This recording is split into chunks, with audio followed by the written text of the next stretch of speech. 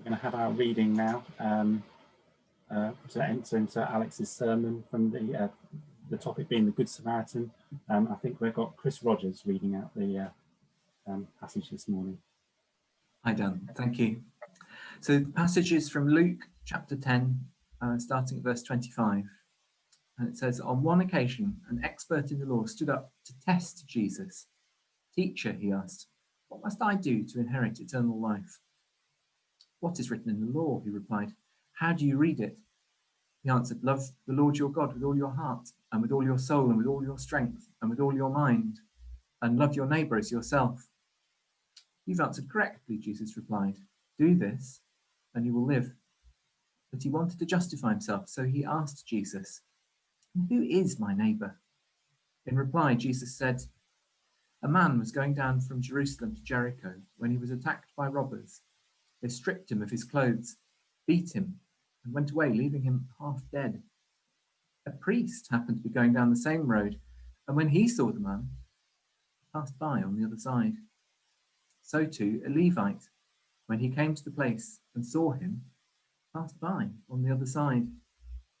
But a Samaritan, as he travelled, came where the man was, and when he saw him, he took pity on him. He went to him and bandaged his wounds, pouring on oil and wine. And then he put the man on his own donkey, brought him to an inn, and took care of him. And the next day he took out 2 denarii and gave them to the innkeeper. Look after him, he said, and when I return, I will reimburse you for any extra expense you may have. Which of these do you think was a neighbour to the man who fell into the hands of robbers?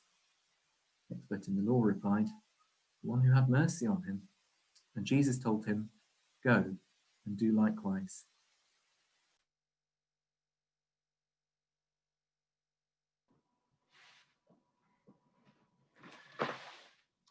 Okay, everybody, I hope you can hear me. Give me a thumbs up if you can hear me. Excellent. Okay, let me just introduce myself. My name is Alex Jacob. I'm a member here of the church here in Linton, and I used to be the minister here from 1997 to 2006, if you can remember that long back. Some of you can, some of you won't be able to do that, but I'm now working with a mission agency, the church's ministry among Jewish people. I'd like to thank the leaders here for inviting me to preach this morning. And I want to look at this story of the Good Samaritan. And for many of us, it's a well-known story, but for some of you who are new to church, this might be a brand new story. But it's one of the best known stories Jesus told, but it's only found in Luke's gospel. And that's the reading we had from Luke chapter 10. If you've got a Bible, it'd be really helpful if you could just turn to the text, because I'm going to go through the text with you and try and draw out 1 or 2 key issues from this story about the Good Samaritan. And I've called this talk this morning a challenging job interview question.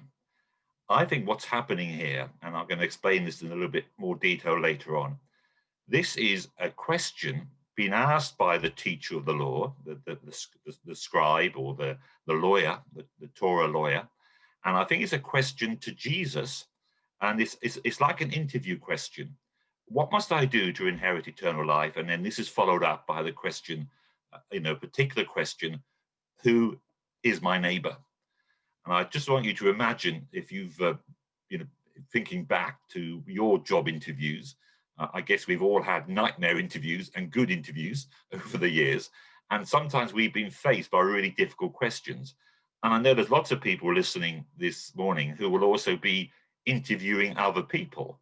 What kind of questions would you choose to try and draw out someone in terms of how they would do in a particular job?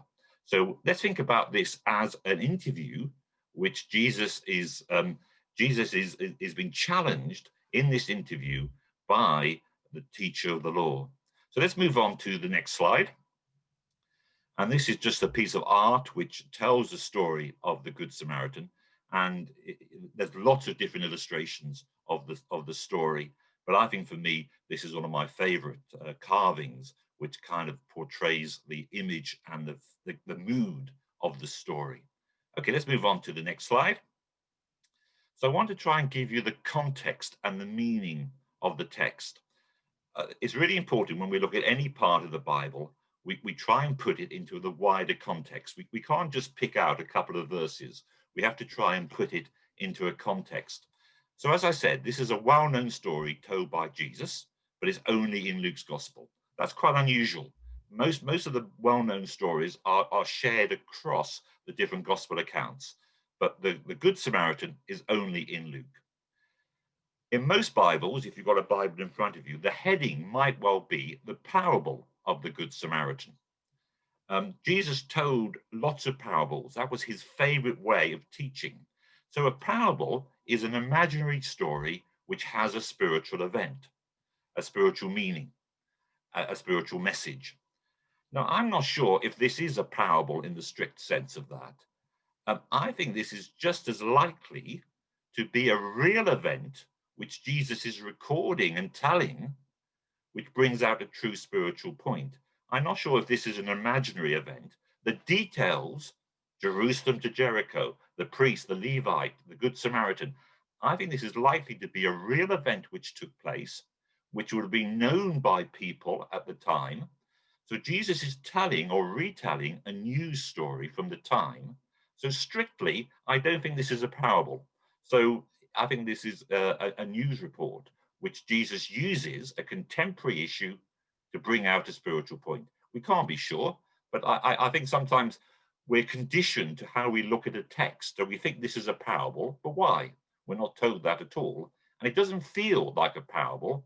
It seems much more like a genuine news report. And really, the story which Jesus tells of the Good Samaritan is a response to the questions of the lawyer, the Torah teacher. And I want to ask really, what motivates these questions? What is the context of this engagement between Jesus and the teacher of the law, the expert in the law? Let's move on to the next slide. Okay, so I think what motivates this man is a desire to find out the true credentials of Jesus. Is this rabbi Jesus, is he worth following or not? This story takes place just after Jesus is setting forward to go to Jerusalem. This is a new section in Luke's gospel. So Luke's gospel has different parts in it. And from Luke chapter 9 onwards, Jesus is heading towards Jerusalem. He would have been well known by all the teachers of the law. He's been ministering for a couple of years publicly. So is this Jesus somebody I should follow? Is this someone I can safely ignore? Or is it someone I should be opposed to? Those are the three options a teacher of the law, a great scholar, a great Jewish lawyer would be faced with at this time.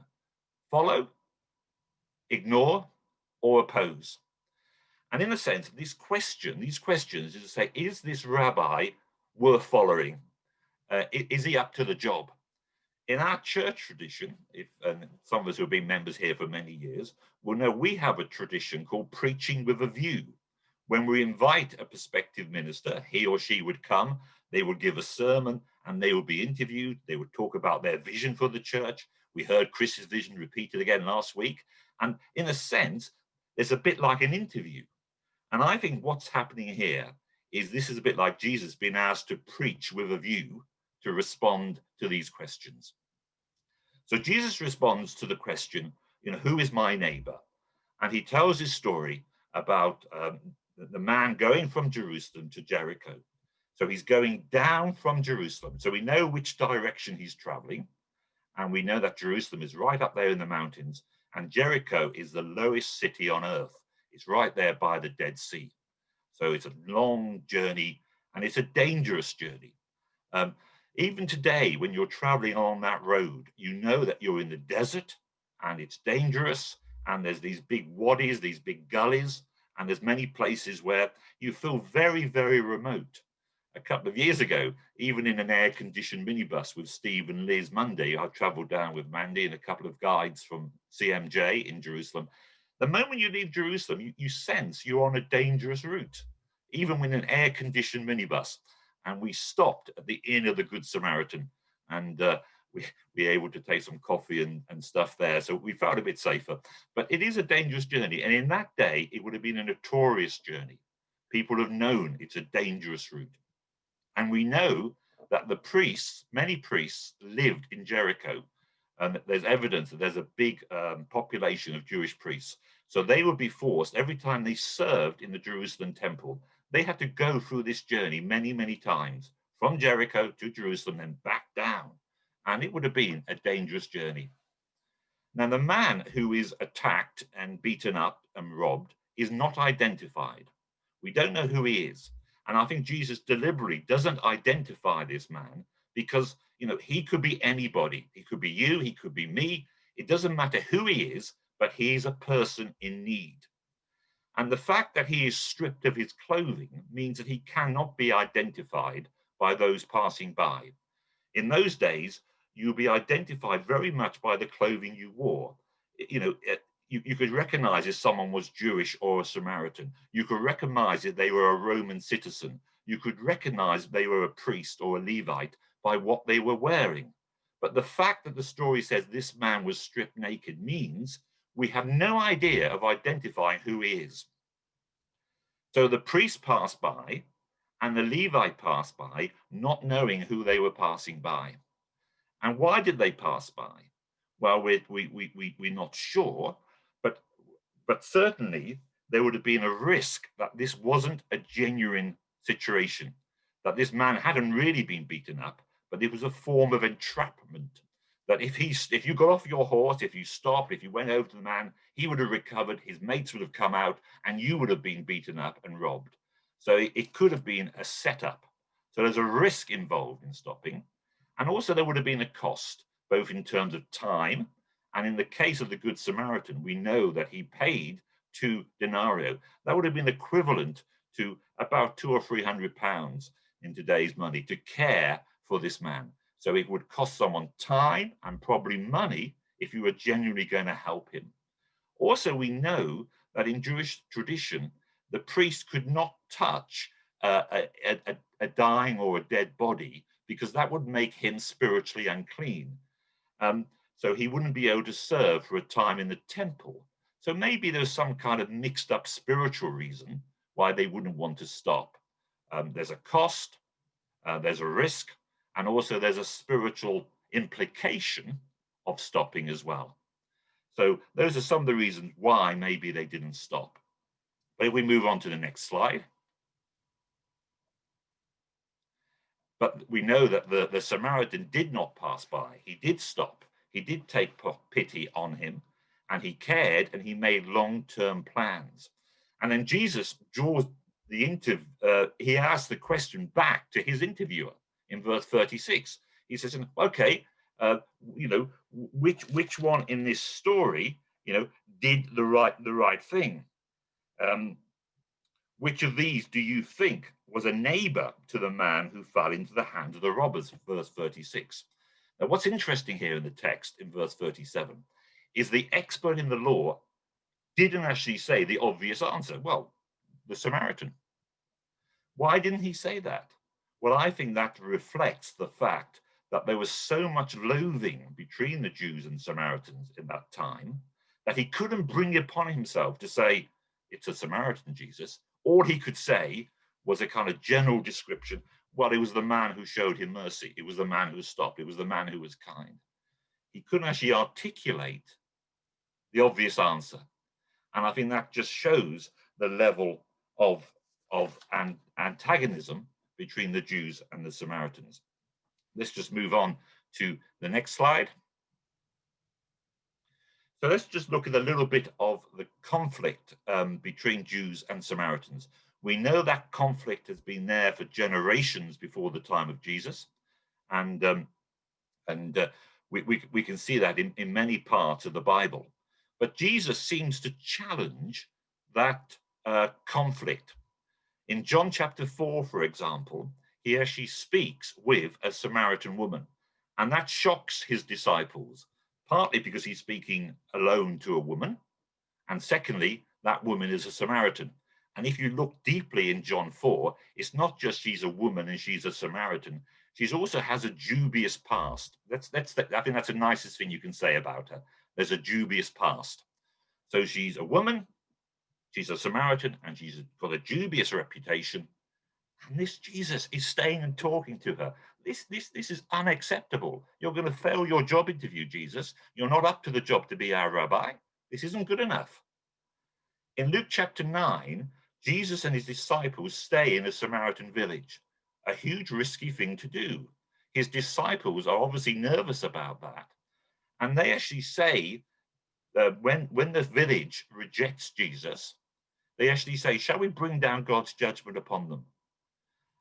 So they're very quick to judge and to seek to destroy the Samaritans. Why? Because it's part of this lifelong conflict.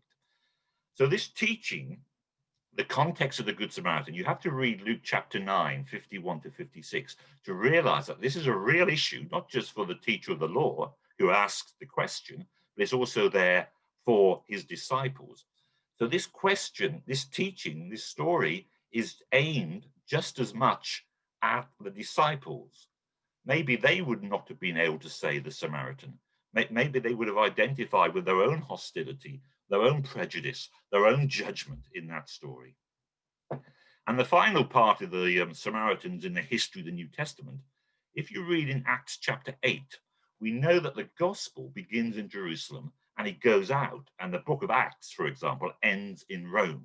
Paul is under house arrest talking to Roman people about the gospel. So there's a massive journey, not just physical, but also a cultural journey from a Jewish center to a Roman Gentile world.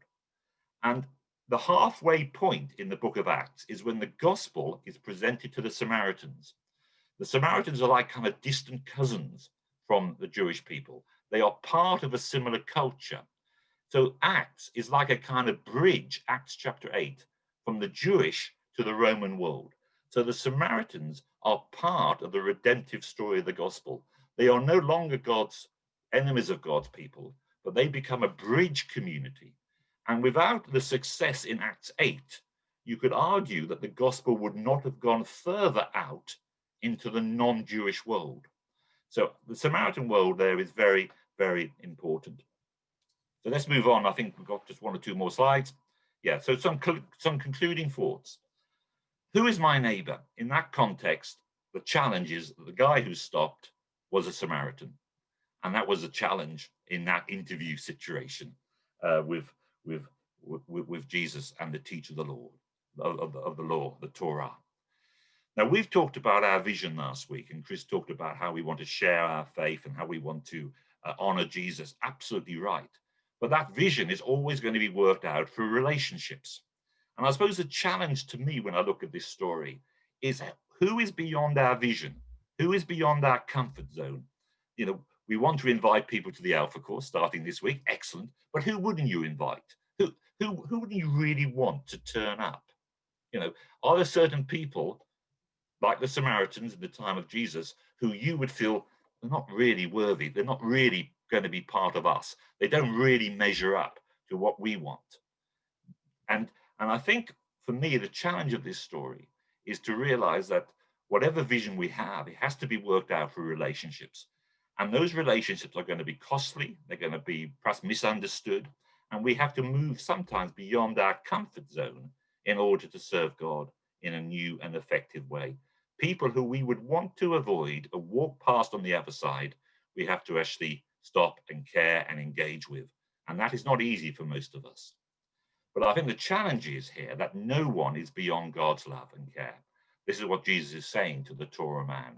No one is beyond God's love and care.